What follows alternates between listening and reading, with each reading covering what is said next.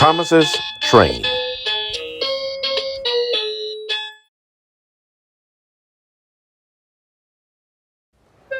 Thomas often grumbled because he was not allowed to pull passenger trains.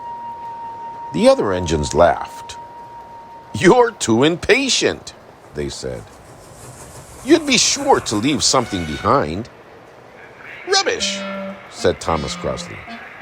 "You just wait. I'll show you." One night, he and Henry were alone. Henry was ill. The men worked hard, but he didn't get better. Now, Henry usually pulled the first train in the morning, and Thomas had to get his coaches ready. If Henry is ill, he thought, perhaps I shall pull his train. Thomas ran to find the coaches.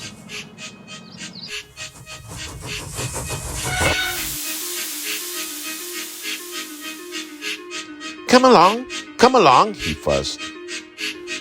There's plenty of time, grumbled the coaches. He took them to the platform and wanted to run round in front at once. But his driver wouldn't let him. "Don't be impatient, Thomas," he said. So Thomas waited and waited. The people got in. The guard and the station master walked up and down. The porters banged the doors, and still Henry didn't come. Thomas got more and more excited every minute. Sir Topham Hatt came out of his office to see what was the matter, and the guard and the station master told him about Henry. "Find another engine," he ordered. "There's only Thomas," they said. "You'll have to do it then, Thomas. Be quick now." So Thomas ran round to the front and backed up to the coaches, ready to start. "Don't be impatient," said his driver. "Wait till everything is ready." But Thomas was too excited to listen to a word he said. What happened then, no one knows. Perhaps they forgot to couple Thomas to the train. Perhaps Thomas was too impatient to wait till they were ready. Or perhaps his driver pulled the lever by mistake. Anyhow, Thomas started.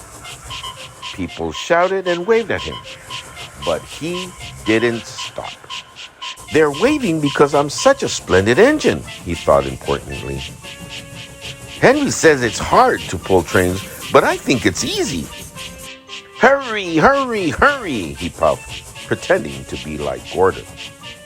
As he passed the first signal box, he saw the men leaning out, waving and shouting.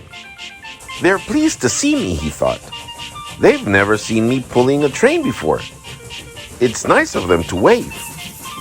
And he whistled, "Beep, beep, thank you," and hurried on. But he came to a signal. Danger. Bother, he thought. I must stop. And I was going so nicely, too. What nuisance signals are. And he blew an angry beep, beep on his whistle. One of the signalmen ran up. "Hello, Thomas," he said.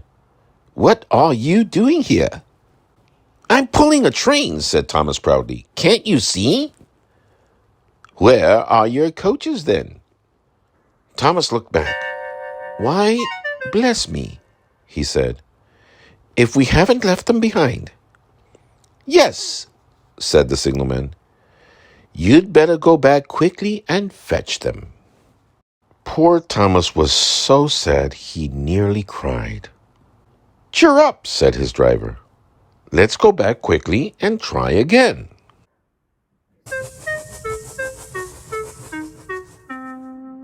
At the station, all the passengers were talking at once.